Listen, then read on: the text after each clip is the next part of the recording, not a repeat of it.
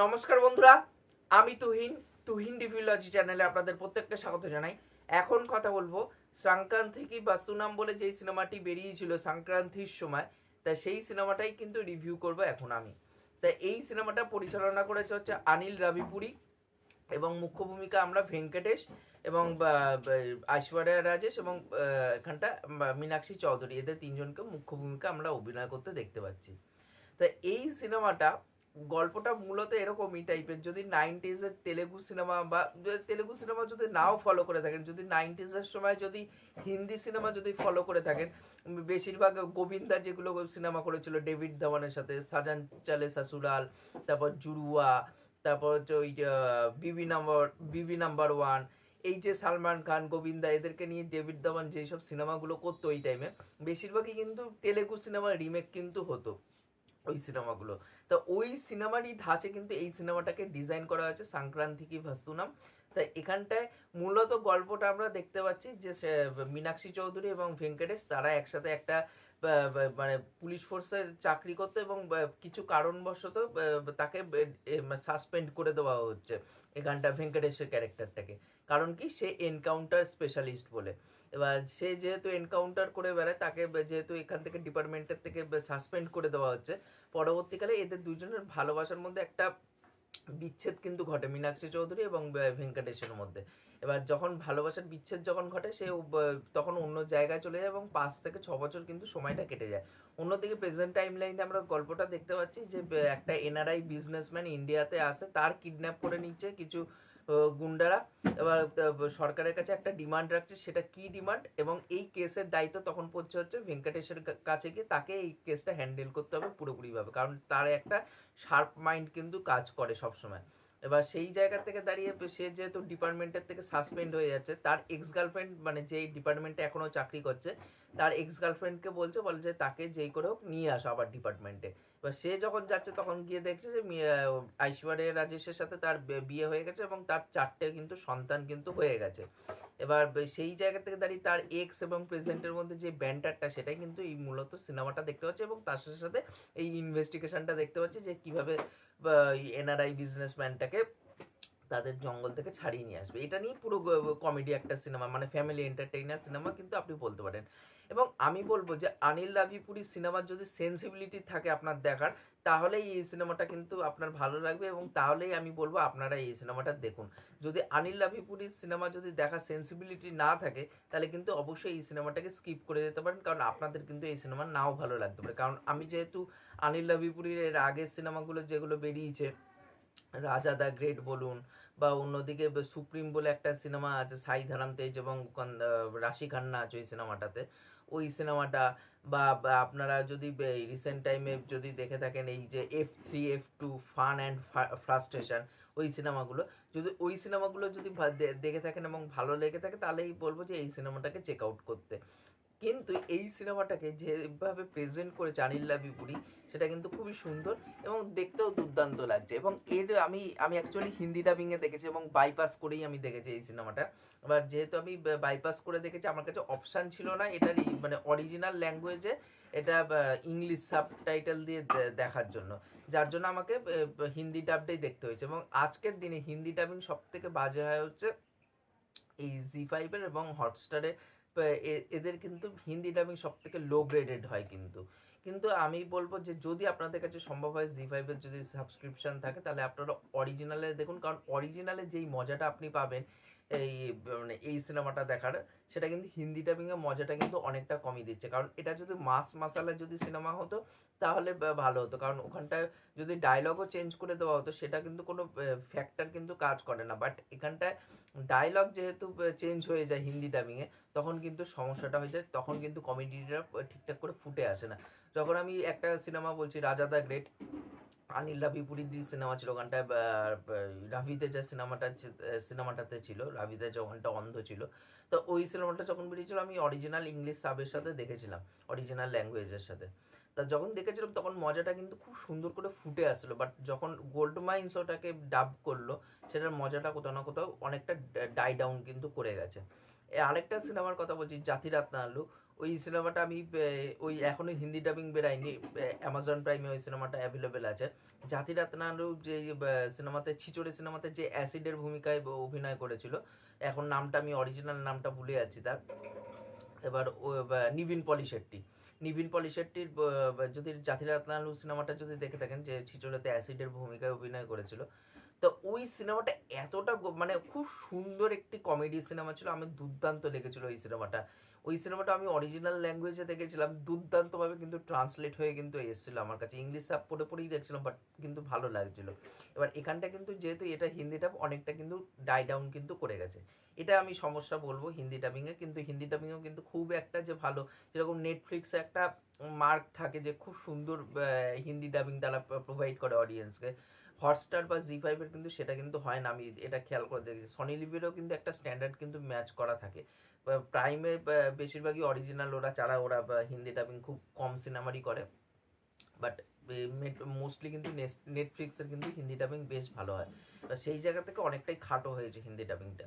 তো এখানটায় যদি পারফরমেন্সের কথায় আসে, এখানটা কিন্তু প্রত্যেকের পারফরমেন্স খুব সুন্দর। বিশেষ করে আমি বলবো ঐশ্বরিয়া রাজেশ এবং তার একটা ছেলে আছে, তার এবং ভেঙ্কটেশের, ওই এদের দুইজনের পারফরমেন্স কিন্তু খুব সুন্দর লেগেছে। এবং বিশেষ করে বাচ্চা ছেলেটির অভিনয়টা আমার কিন্তু দুর্দান্ত লেগেছে। এবং এখানটায় যে মীনাক্ষী চৌধুরী আছে, মীনাক্ষী চৌধুরীর কাজও কিন্তু বেশ ভালো। এবং মীনাক্ষী চৌধুরী এবং ঐশ্বরিয়া রাজেশের মধ্যে যে ব্যান্টারটা দেখতে পাই, সেটা কিন্তু দেখে কোথাও না কোথাও ওই মজা লাগে, ওই ক্যাট ফাইটটা থেকে মজা দিতে পারে কিন্তু ওদের দুজনের মাঝখানে পড়ে ভেঙ্কটেশ যে পিসছে, সেটা কিন্তু মজা দিতে পারে। এবং ভেঙ্কটেশকেও কিন্তু খুব দুর্দান্ত লেগেছে, এবং সে কিন্তু কমেডি কিন্তু খুব সুন্দর করে পুল অফ করতে পারে, সেটা দেখেও কোথাও না কোথাও খুব সুন্দর লাগছে। যদি আপনারা F3 F4 এই সিনেমাগুলো যদি দেখে থাকেন, তাহলে কিন্তু আপনারা ভালো করে বুঝতে পারবেন। তাই সেই জায়গা থেকে দাঁড়িয়ে কিন্তু খুব দুর্দান্ত লেগেছে। এবং উপেন্দ্র লিমায়ও কিন্তু কাইন্ড অফ এক্সটেন্ডেড একটা ক্যামিও বলতে পারেন, তারও অভিনয় কিন্তু বেশ ভালো। এবং তার সাথে সাথে আরেকজন হাবেলদার আছে, তাদের দুজনের আরেকটা ব্যান্ডার চলতে থাকে, যখন বলবে যে তুমি বিল্লিকে তারা ম্যামাও করতে হো, তখন ও চিল্লিয়ে যখন বলবে হাবেলদারটা, উপেন্দ্র লিমায়ের পুরো কান মান ফেটে যাবে। ওই জায়গাগুলো খুব সুন্দর। আমি বলবো কমেডিগুলো প্রচণ্ড লাউড, একটা পিচি কমেডি থাকে, সেগুলো যদি দেখার অ্যাপেটাইট থাকে, তাহলেই কিন্তু আপনার এই সিনেমার কমেডিগুলো আপনার জন্য ওয়ার্ক কিন্তু করবে। আমার যেরকম অনিল রাভিপুরির কমেডিটা, মানে যেটা সেন্স অফ হিউমার থাকে, তার নো ননসেন্স যে কমেডিগুলো থাকে, পুরো ব্রেনলেস কমেডি, সেগুলো কিন্তু আমার খুব দুর্দান্ত লাগে। তার একটাই কারণ, এই কমেডিগুলো কিন্তু মানে পুল অফ করা রাইটিং লেভেলে বা স্ক্রিনে অডিয়েন্সকে সেইভাবে মজা দিতে পারবে কি পারবে না, সেইগুলো কিন্তু হ্যান্ডেল করা কিন্তু খুব কঠিন, এক্সিকিউশনটা কিন্তু খুব কঠিন। আমি এর জন্য কিন্তু আমার অনিল রাভিপুরির কমেডি কিন্তু বরাবর আমার খুব ভালো লেগেছে। কিন্তু আমি বলবো যে এর থেকেও আমার F3 F4 এর কমেডিগুলো বেশি ভালো লাগে। ওখানটায় বডি কমেডিও কিন্তু ছিল তার সাথে সাথে, মানে মানে যেটা ভার্বালি বলছে সেটার তো কমেডি থাকছে, ডায়লগের মাধ্যমে কমেডিগুলো থাকছে, সেগুলোর মাধ্যমে কিন্তু আরেকটা যেই জিনিসটা আছে, যেখানটা কিন্তু আমরা দেখতে পাচ্ছি যে বডি কমেডি যেটা হয়, সেটাও কিন্তু ওই সিনেমার মধ্যে ছিল। আমি ওই সিনেমাটা বেশি এনজয় করেছি এই সিনেমার থেকেও। কিন্তু এই সিনেমাটা কিন্তু কোনো অংশে খাটো নয়, সেই সিনগুলো দেখতে কোথাও না কোথাও খুব ভালো লাগে। এখানটা ভিলেনগুলোকে যেভাবে স্ট্যাবলিশ করা হয়েছে, সেগুলো বেশ ভালো লাগে। একটা অ্যাঙ্গেল আছে জেলের থেকে যখন বের করবে, সেই জিনিসটা আমার কিন্তু খুব দুর্দান্ত লাগে। ওই কয়েদিটাকে এমনভাবে পিটাবে, ওই সিনটা দুর্দান্তভাবে স্টেজ করা ছিল। এবং আরেকটা ক্ষেতের একটা সিন আছে, ক্ষেতের সিনটা দেখলে আর্টিফিশিয়াল লাগবে, মানে ওটা কিন্তু জেনে বুঝেই কিন্তু করা হচ্ছে। মানে এমন নয় যে মেয়েরা মানে মেকার্সরা ওটা আনইনটেনশনাল ভাবে কিন্তু করছে, ইন্টেনশনালি ভাবে কিন্তু ফানি কিন্তু করছে। ক্ষেতের ওই সিনটা কিন্তু দেখে অনেকটা ফেক লাগবে, কিন্তু ওই সিনে যা হিলেরিয়াস সিনগুলো আছে, ওইগুলো দেখতে কোথাও না কোথাও খুব ভালো লাগে। বিশেষ করে যখন একজনকে ওই মানে মারা গেছে একটা ক্যারেক্টার হুইল চেয়ারে বসিয়ে রাখবে, এবং তার হাতে পায়ে দড়ি বেঁধে রাখবে, এবং তার মাধ্যমে সাইনগুলো দেখাবে, ওই জায়গাগুলো জাস্ট হিলেরিয়াস ছিল। এবং এখানটায় কিছু মেকার্সরা বক্তব্য রাখার চেষ্টা করেছে, সেগুলো কিন্তু ভালো। এবং বিশেষ করে যে বাচ্চাদের কাছে এখন ফোন চলে আসছে, ওটিটি চলে আসছে, স্মার্টফোনের মাধ্যমে যেসব কন্টেন্ট তারা কনজিউম করছে, তাদের উপর কি ব্যাড ইম্প্যাক্ট ফেলছে, সেটা ভেঙ্কটেশের ওই ছেলেটার মাধ্যমে দেখানো হয়েছে। সেগুলো দেখতে কোথাও না কোথাও খুব ভালো লেগেছে। অনিল রাভিপুরির কিন্তু দুর্দান্ত একটা প্রেজেন্টেশন ছিল, সেগুলো দেখতে কোথাও না কোথাও ভালো লাগে। এবং তার সাথে সাথে একটা দেখবেন যে সিরিয়াল মার্কা একটা এফেক্ট কিন্তু এই সিনেমার মধ্যে মানে ইউজ করা হয়েছে, সেগুলো কিন্তু ইন্টেনশনালি করা হয়েছে। কারণ যেহেতু ভেঙ্কটেশের একটা নিজস্ব ফ্যামিলি অডিয়েন্স আছে, তার জন্য কিন্তু মানে তার যে ওই ফ্যামিলি অডিয়েন্সগুলো যেহেতু সিরিয়াল দেখে, সেই সিরিয়ালের একটা ছাপ রাখতে হবে সিনেমার মধ্যে। দেখবেন যে কিছু কিছু জায়গায় সিরিয়ালে একটা সিন হবে, যখন বিশেষ করে একটা জায়গায় আপনি পরিষ্কার বুঝতে পারবেন যখন মীনাক্ষী চৌধুরী আসবে তাকে নিতে, এবং দেখবে যে তার বিয়ে হয়ে গেছে ঐশ্বরিয়া রাজের সাথে। ওই জায়গায় যখন পারফরমেন্সটা দেবে যেইভাবে ভেঙ্কটেশ, ওই জায়গাটা পুরোপুরিভাবে একটা সিরিয়ালের মতন ট্রিটমেন্ট কিন্তু করা হয়েছে। ভেঙ্কটেশের মোস্টলি কাজ সে ফ্যামিলিকে টার্গেট করেই করে, সে তার জন্য এই সিনেমাটা কিন্তু ফ্যামিলি দর্শকের কাছে কিন্তু খুব অ্যাকসেপ্টেবল হয়েছে বলে এই সিনেমাটা মারাত্মক একটা ইনকাম করেছে। প্রায় 300 কোটি টাকার মতন কিন্তু এই সিনেমাটা মানে ইনকাম করেছে বক্স অফিস থেকে। এবং যারা এই সিনেমাটার গেম চেঞ্জারের প্রডিউসার ছিল আর কি যেন দিল রাজু কিন্তু এই সিনেমাটাতে কাইন্ড অফ কিছুটা স্বস্তির নিঃশ্বাস কিন্তু সে নিতে পেরেছে, কারণ তার ওই যেই সিনেমাটা বেরিয়েছে গেম চেঞ্জার 1 সপ্তাহ আগে বেরিয়েছিল, এই সিনেমাটার 1 সপ্তাহ আগে না 4-5 দিন আগে এরকমই সামথিং হবে। বাট ওই সিনেমাটা যখন বেরিয়েছিল তখন কিন্তু ওই সিনেমাটা ডাহা ফ্লপ খেয়েছে, মানে ডিজাস্টার হয়েছিল সিনেমাটা। আর সেই জায়গা থেকে সংক্রান্তি কি বাস্তুনাম সেই সিনেমাটা কিন্তু মানে ডাকু মহারাজের সামনেও কিন্তু মারাত্মক একটা হোল্ড কিন্তু বজায় রাখতে পেরেছে, এবং 300 কোটি টাকার মতন কিন্তু মানে ইনকাম করতে পেরেছে বক্স অফিস থেকে। মানে একটা মাস ফিল্ম যেটা ডাকু মহারাজের মতন সিনেমা, সেটার থেকেও কিন্তু বেশি ইনকাম করেছে এই সিনেমাটা। তাহলে ভাবুন, কমেডির দর্শক কিন্তু সব থেকে বড়, মানে অ্যাকশন সিনেমার থেকেও কিন্তু কমেডি যদি ভালো করে আপনি বানাতে পারেন সেটার দর্শক কিন্তু সব থেকে বেশি। সেটা কিন্তু এই সিনেমা কিন্তু প্রমাণ করে দেখাচ্ছে। সেটা বলিউডে এখন যেহেতু পারছে না বলিউডে করতে, এবং বলিউডের মোস্টলি যে কমেডিগুলো দেখি সেগুলো একটা টাইমে সাউথের থেকেই রিমেক করা হয়েছিল। বাট প্রিয়া দার্শন যেই টাইপের কমেডিগুলো করে, বাট সেই কমেডিগুলো সাউথেরই রিমেক সিনেমা, সেগুলো রিমেক হওয়া সত্ত্বেও কমেডিগুলো কিন্তু খুব এখনো পর্যন্ত আমাদের কাছে রেলিভেন্ট। সেই কমেডিগুলো, সেগুলো প্রিয়া দার্শনের কমেডি যখন হেরাফেরি দেখি বা ঢোলের মতন সিনেমা দেখি, এগুলো কিন্তু কমেডি এখনো ওয়ার্ক করে। জানি কি ডায়লগ আসতে চলেছে, কি আসতে চলেছে না আসতে চলেছে, খাট্টা মিঠার ওই সিনটা যখন ওই ঢালের থেকে ওই রোড রোলারটা পড়বে এবং পুরো একদম বাড়ি ভেঙে একেবারে ঢুকে যাবে, তখন ওই ও রোড রোলার থেকে নেমে যখনই বলবে যে আরেকটু যদি আমি এগিয়ে নামতে, জনি লিভার বলবে যে আরেকটু যদি আগিয়ে নামতো এক্ষুনি জয় হতো, এবার ওকে থাপ্পড় মারবে, মেরে অক্ষয় কুমার পালিয়ে যাবে। সেই সিনগুলো জানি, কিন্তু সিনগুলো মজা দিতে পারে। এখন বলিউডে অনেকটাই ডাই ডাউন করে গেছে কমেডি, বাট একটা টাইমে কিন্তু ভালো কিন্তু কমেডি কিন্তু প্রিয়া দার্শনের মতন ডিরেক্টর কিন্তু দিয়েছে। আমার ডেভিড ধাওয়ানের কমেডি অত বেশি ভালো লাগতো না, কিন্তু প্রিয়া দার্শনের কমেডি কিন্তু আমার দুর্দান্তভাবে ওয়ার্ক করতো।